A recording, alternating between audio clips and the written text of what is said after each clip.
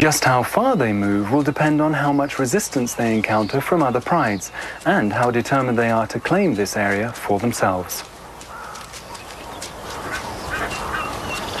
We haven't seen any pride males yet. If these lions hope to claim this place as their own, they'll need at least 2 big males to help them.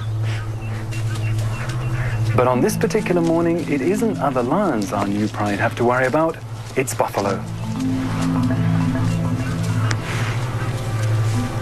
A small group of these massive creatures must have become separated from their herd during the night. With a young calf to protect, the buffalo are in no mood to tolerate the lions. Neither side is prepared to give way. As long as the buffalo continue to stand their ground, they have nothing to fear. Only if they panic and run are they at risk.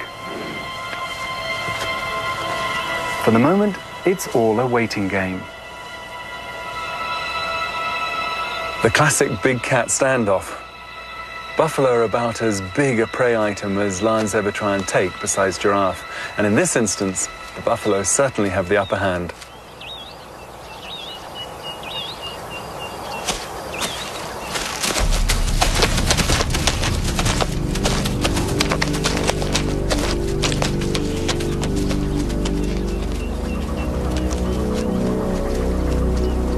It's not just lions who are wary of buffaloes. Many people consider this to be Africa's most dangerous animal. You wouldn't think that to look at them now. But as is so often the case, if you just take it easy, if you don't disturb the animals, and of course we're in a car, that makes all the difference in the world. There's no way you'd find me this close to a buffalo on foot.